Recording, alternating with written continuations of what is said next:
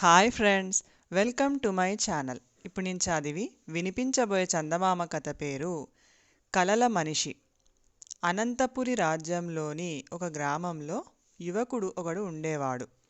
వాడికి చదువు సంధ్యలు పని పాటలు ఏమాత్రం అబ్బలేదు. వాడికి నా అన్న వాళ్ళెవరూ లేరు. గ్రామంలో అందరూ వాణ్ణి వ్యర్థుడు అని పిలిచేవాళ్ళు.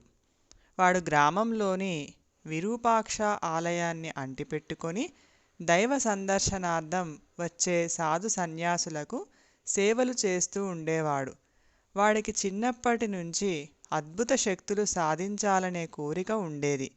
ఒకసారి హిమాలయ ప్రాంతాల వాడైన హఠయోగి ఒకడు దేశాటన చేస్తూ వ్యర్థుడు ఉండే గ్రామానికి వచ్చాడు. ఈ హఠయోగి వయోవృద్ధుడే కాక అనారోగ్యంతో బాధపడుతూ ఉండేవాడు. వ్యర్థుడు ఆయనకు సేవలు చేస్తూ క్రమంగా హఠయోగి ఆదరణ సంపాదించాడు. కొన్నాళ్ల తర్వాత హఠయోగి తనకు మరణం ఆసన్నమైనదని గ్రహించి వ్యర్థుడితో, ఒరే బాబు, నీ మనోవాంఛ నాకు తెలుసు. ఇన్నాళ్లుగా నీవు నాకు చేసిన సేవలకు గాను తగిన మేలు చేస్తాను అని వాడి శిరస్సు మీద చెయ్యి పెట్టి ఏదో మంత్రం చదివి, ఈనాటి నుంచి నువ్వు ఎలాంటి కలలు కన్నా అది జరిగి తీరుతుంది. అందువల్ల నీకు లాభం కలగడం కలగకపోవడం అనేది నీ ప్రాప్తాన్ని బట్టి ఉంటుంది అని చెప్పాడు. తర్వాత హఠయోగి మరణించాడు. వ్యర్థుడు అతడికి కర్మక్రతువులు జరిపి తన అదృష్టాన్ని పరీక్షించుకునేందుకు రాజధాని నగరమైన అనంతగిరికి బయలుదేరి నగర పులిమెరల్లో ఉన్న ఒక సత్రంలో బస చేశాడు. సత్రంలో చాలామంది బాటసారులు ఉన్నారు. వాళ్ళు రాజైన శివవర్మను గురించి గొప్పగా చెప్పుకోవడం వ్యర్థుడి చెవిన పడింది. రాజు దానగుణంలో శిబి అంతటి వాడని ఒకరు అంటే, పరాక్రమంలో భీష్ముడు అంతటి వాడని మరొకరన్నారు.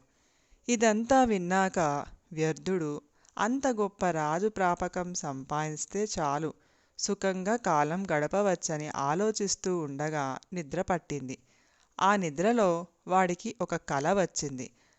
అర్ధరాత్రి వేళ రాజు చేత కత్తిబట్టి ఒంటరిగా రాజు వీధుల్లో పర్యటిస్తూ ఉండగా ఒక ముసలివాడు ఆయనకు ఏవో మూగసైగలు చేసి పిలిచాడు. రాజు వాడి వెంటపోయి ఒక శిథిల గృహాన్ని చేరి చుట్టూ పరీక్షిస్తూ ఉండగా ముసలివాడు అదృశ్యమైపోయాడు. ఆ వెంటనే పెద్ద సుడిగాలి లేచి శివవర్మను భూమిపైనుంచి తాడి చెట్టంత ఎత్తును పైకి లేపి దూరంగా విసిరివేసింది. అదృష్టవశాత్తు శివవర్మ దాపులనున్న కొలనులో పడి ప్రాణాలు దక్కించుకున్నాడు. మర్నాటి ఉదయం వ్యర్థుడు రాజు శివవర్మ దర్శనం చేసుకొని తన గురించి చెప్పుకొని రాత్రి తనకు వచ్చిన కల సంగతి విన్నవించాడు. రాజు వాడు చెప్పింది విని నవ్వి, పొట్టకూటికి ఇన్ని అబద్ధాలు ఆడటం ఎందుకు అని 10 వరహాలు ఇప్పించి పంపించి వేశాడు. వ్యర్థుడు దిగులుగా తిరిగి సత్రం చేరాడు. ఆ మర్నాడే వాడికి రాజు నుంచి కబురు వచ్చింది. రాజు ఆప్యాయంగా వ్యర్థుడి భుజం తట్టి, నువ్వు నిన్న చెప్పింది రాత్రి నిజంగానే జరిగింది. ఏదో దుష్టశక్తికి బలి కాబోయి దైవికంగా బ్రతికాను. జరిగింది ఏమైనా నువ్వు ముందుగానే దాన్ని గురించి కలగనడం అద్భుతం. నీకు నా కొలువులో ఎలాంటి పని కావాలో కోరుకో అన్నాడు. వ్యర్థుడు తనకు గుర్రపు స్వారీ అంటే ఎంతో ఇష్టమని చెప్పగానే రాజువాణ్ణి అశ్వాల అధికారిగా నియమించాడు. వాడు ఆ రోజు నుంచి తనకు నచ్చిన అశ్వాన్ని అధిరోహించి నగరంలో విలాసంగా తిరగసాగాడు. ఇలా కొద్ది రోజులు గడిచాక ఒకనాడు వ్యర్థుడు రాజు శివవర్మను చూడబోయి, మహారాజా, రాత్రి నాకు చాలా చెడ్డ కల వచ్చింది అన్నాడు. భయం లేదు, అదేమిటో చెప్పు, వింటాను అన్నాడు రాజు. అప్పుడు వ్యర్థుడు, మీరు కొలువు తీరి ఉండగా అక్కడికి ఒక తాపసి వచ్చాడు. ఆయన మీతో, ఓ రాజా, నేనెవరైంది ఇప్పుడు నువ్వు గుర్తుపట్టలేవు. ఒకప్పుడు నా ప్రియ శిష్యుడివి. నువ్వు. రాజభోగాలపై ఆశ కలిగి నీకు 10 ఏళ్ల పాటు వాటిని అనుగ్రహించాను. నేటితో వాటి గడువు తీరిపోయింది. ఇక నా వెంట బయలుదేరు అని తమపై మంత్రం జల్లి మీకు మీ పూర్వ జీవితం కళ్ళకు కట్టేలా చేశాడు. ఆ మరుక్షణం మీరు ఆ తపస్వితో చిత్తం గురుదేవా, తమ వెంట తప్పక వస్తాను అని పక్కనే ఉన్న నా కేసి చూసి మీ కిరీటాన్ని నా తలపై పెట్టి వేలికి రాజముద్రిక తొడిగి నేటితో నా బాధ్యత తీరింది. ఇక ఈ రాజ్యం ప్రజల భారం నీదే సుమా అని అన్నారు అని చెప్పాడు. రాజు శివవర్మ వ్యర్థుడి కల గురించి విని నిర్వెరపోయాడు. ఆయన కొద్దిసేపు మౌనంగా తల వంచుకొని తరువాత సింహాసనం మీద నుంచి లేచి అంతఃపురంలోకి వెళ్ళిపోయాడు. మరుసటి రోజు ఉదయం అంతా వ్యర్థుడు కలగన్నట్టే జరిగింది. శివవర్మ నిండు కొలువుకు విచ్చేసిన తాపసి గురువు వెంట వెళ్ళిపోతూ వ్యర్థుడికి కిరీటం ఇచ్చాడు. సభికులు పాతరాజుపై ప్రేమ కొద్దీ ఒకవైపున విచారిస్తూనే కొత్త రాజుకు జయజయధ్వానాలు చేశారు. ఆ సమయంలో అక్కడికి ఒక వార్తాహరుడు వచ్చి వ్యర్థుడితో, మహారాజుగారు, ఈ శుభ సందర్భంలో నేను ఈ విచారకరమైన వార్తను మోసుకు వచ్చినందుకు మన్నించాలి. మన పాత శత్రువు అనంతసేనుడు మనపై మరొకసారి కత్తిదూశాడు. మన సేనలు సర్వసన్నద్ధమై మీ సారథ్యం కోసం ఎదురుచూస్తున్నావు అని చెప్పారు. ఇది విని వ్యర్థుడు నిర్వెరపోయాడు. కత్తి పట్టడమే చేతకాని తను శత్రుసేనలతో యుద్ధానికి సైన్యాన్ని నడపడమా?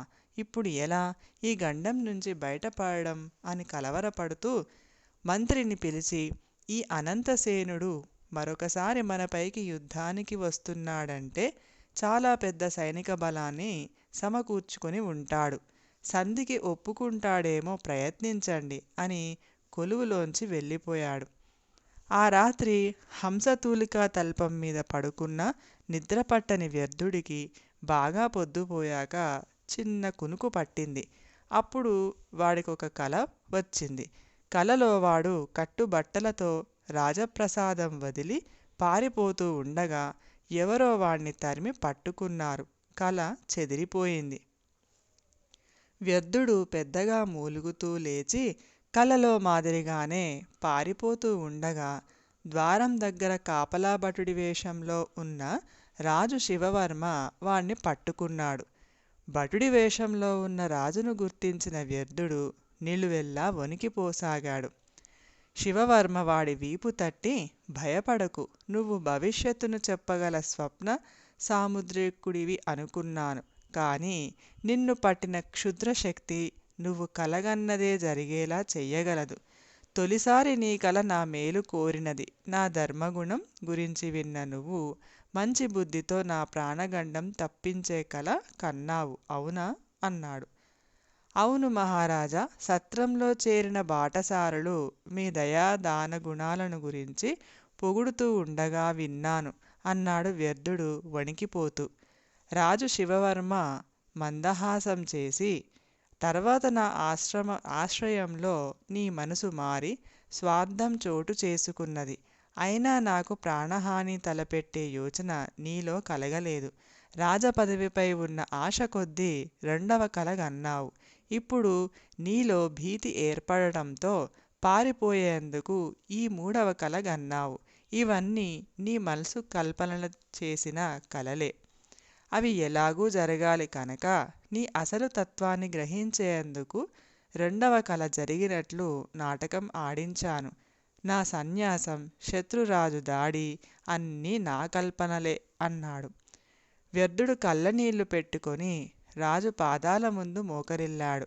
రాజు వాణ్ణి లేవమని, నీ వంటి చపలచిత్తుడు నా కొలువులో ఉండటం క్షేమం కాదు. అదిగో ఆ ఆసనం మీద మూటలో 1000 బంగారు నాణాలు ఉన్నవి. అవి తీసుకొని ఎక్కడికైనా పోయి చేతనైన పని చేసుకొని బ్రతుకు అన్నాడు.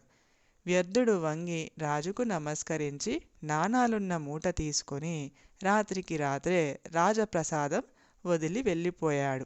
కథ సమాప్తం. ఈ కథ కనుక మీకు నచ్చినట్లయితే ప్లీజ్ లైక్ చేయండి, షేర్ చేయండి. మరిన్ని మంచి మంచి కథల కోసం మా ఛానల్ని సబ్స్క్రైబ్ చేసుకోండి. Thank you.